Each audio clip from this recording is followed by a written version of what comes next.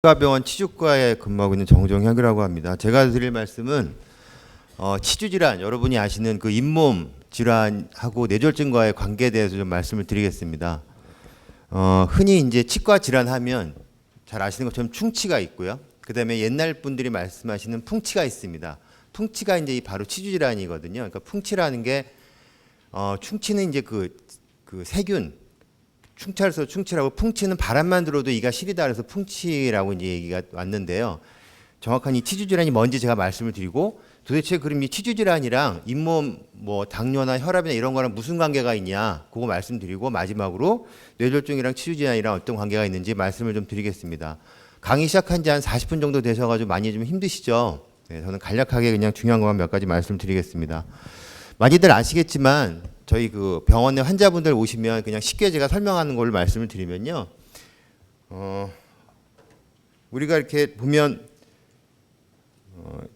여기 치아가 이렇게 있고요. 그다음에 이렇게 치아에 뿌리가 있습니다. 근데 이 뿌리를 감싸고 있는 이 안에 뼈가 있어요. 뼈가 뿌리를 꽉 잡고 있기 때문에 이가 단단하게 유지가 되는 거고, 그 위에 이렇게 잇몸이 덮고 있거든요. 그러니까 우리가 눈으로 봤을 때는 치아랑 잇몸밖에 안 보이지만 더 중요한 건 이 안에 뼈가 얼만큼 많이 있어서 얘가 이 뿌리를 꽉 잡고 있냐가 굉장히 중요합니다. 그러니까 비유를 하자면 이 치아가 건물이라고 치면 이 뿌리가 건물의 기둥에 해당하는 거고요. 그 다음에 이 치아를 잡고 있는 치조골이라고 하는 뼈가 땅에 해당하는 겁니다.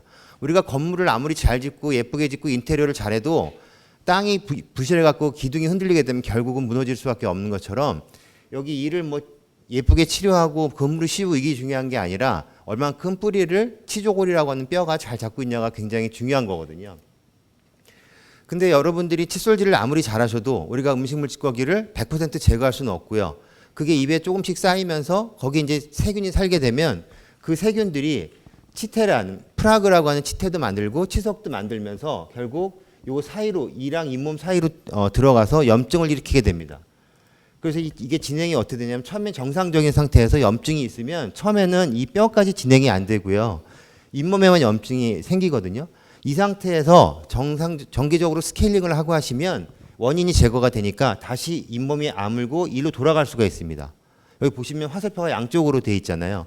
그러니까 여기서는 왔다 갔다 할 수가 있는데, 이 상태가 왔는데 치료를 안 받으시고 놔두시게 되면 그 다음 단계로 이제 이 뼈까지 망가지기 시작합니다. 이 단계는 치은염이라고 하고요. 이 오른쪽에 있는 단계는 치주염이라고 얘기를 합니다. 그래서 이렇게 뼈가 망가지기 시작하면 이때는 치료를 해도 염증이나 원인을 제거할 수 있지만 없어진 뼈가 다시 생기진 않습니다. 그래서 보시면 여기는 화살표가 이쪽으로 가고 이쪽으로 돌아갈 수가 없는 거죠. 예. 그래서 이렇게 정상적인 상태, 치은염의 상태에 더 진행이 돼서 치주염 상태까지 가는 거고, 가급적이면 치주염까지 가시기 전에 치은염의 단계에서 잇몸 치료를 해서 이 상태를 계속 여기서만 왔다 갔다 할 수 있게 유지하시는 게 무엇보다 중요합니다. 그래서 이게 치주 질환이 어느 정도 사람들한테 있는지 유병률을 좀 보니까, 여기 보시면 이게 나이고요. 이게 지금 빈도인데 13살에서 15살 뭐 이렇게 한 20, 30대까지는 그렇게 높지가 않아요. 뭐 한 10%도 안 되고. 근데 보시는 것처럼 한 30살 요때가 되면 한 유병률이 쭉 올라갑니다. 그래서 여기 보시면 한 35세, 40세 정도 되면 우리나라 국민의 한 90% 이상은 치주 질환을 다 갖고 있다는 얘기거든요. 그래서 이렇기 때문에 결국 나이를 드시면서 이것들이 결국 누적 효과를 나타내니까 한 50, 60 넘어가시면서 이를 하나둘씩 뽑게 되고 결국은 여러 가지 문제를 일으키는 거죠. 지금까지는 제가 치주 질환에 대해서 말씀을 드렸고요. 다음은 이게 잇몸 치주 질환하고 전신 질환하고의 관계에 대해서 좀 말씀드리겠습니다. 예전에는요, 이렇게 당뇨가 있으면 합병증이 여러 가지가 있는데 그 중에 하나가 치주 질환이었습니다. 그러니까 당뇨가 생기면 그 잇몸이 약해지거든요. 그러니까 똑같이 염증이 생겨도 남들보다 훨씬 쉽게 파괴가 되고, 똑같이 잇몸 치료를 해도 좋아지지 않고, 그러니까 전신 질환하고 치주 질환이 있으면 전신 질환이 치주 질환에 미치는 영향이 굉장히 컸어요. 그리고 그 외에 뭐 고혈압 약을 드신다든지 다른 뭐 면역 억제제를 드신다, 이런 것들 때문에 잇몸이 붓기도 하고, 그런 식으로 전신 질환이 치주 질환에 많은 영향을 미쳤는데, 요새는 치주 질환 자체가 입안에 있는 세균이나 대사산물이나 이런 것들이 혈관을 타면서 온몸에 퍼지면서 전신 질환에 많은 영향을 미친다는 보고가 나오고 있습니다. 그래서 여기 이제 치아 옆에 아까 말씀드린 것처럼 그 치석, 치태, 세균 이런 것들이 혈관을 타고 퍼지게 되면 이 혈을 우리가 이제 그 혈관을 두껍게 만들고요. 플라그라는 게 만들어지면서 혈전이 만들어지고 그다음에 심장에도 무리를 주게 되고 그다음에 폐질환도 일으키고 그다음에 조산이라든지 저체중아 출산 이런 것들을 야기합니다. 그렇게 치주질환이랑 전신질환과의 관계가 옛날에는 전신질환에서 치주질환으로 일방적인 관계였다 그러면 이게 서로 상호 역할을 하는 그런 관계라는 것들이 있기 때문에 여러분들이 치과질환도 유념을 하셔야 되고요. 그 다음에 이제 마지막으로 그러면 뇌졸중이랑 치주질환 어떤 관계가 있느냐. 치주질환이 있게 되면 구강 내에 있는 그 염증 매개 물질이라든지 뭐 병원성 세균이라든지 대사산물이라든지 이런 것들이 혈관을 통해서 전신으로 퍼집니다.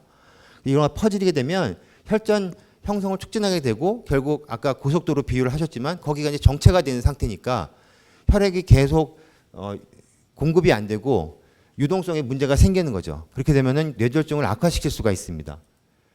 그래서 다른 조사를 보니까 치주질환이 있는 환자가 없는 사람보다 뇌졸중이 올 확률이 3배 정도 높았다고 합니다. 거의 비슷한 얘기인데요. 그래서 정기적으로 스케일링을 받으시면 스케일링을 받지 않은 사람보다 뇌졸중 확률을 37% 줄일 수가 있습니다. 그래서 결국 제가 부탁을 드리고 싶은 말씀은 치주질환이 뇌졸중을 일으키는 위험 요소가 될 수 있다. 그렇기 때문에 구강 관리를 철저히 하고 6개월마다 정기적인 검사를 하시는 게 좋습니다. 몇 년 전부터 6개월에 한 번, 1년에 한 번씩 정기적인 스케일링은 전 국민이 건강보험에 적용이 되거든요. 그래서 비용이 많이 저렴해졌습니다. 그래서 한 번씩 하시면 좋고요. 그래서 뭐 아까도 말씀하셨지만 결국 이 치주질환이나 심혈관계 지방을 예방하기 위해서는 담배를 태우시면 안 되고요.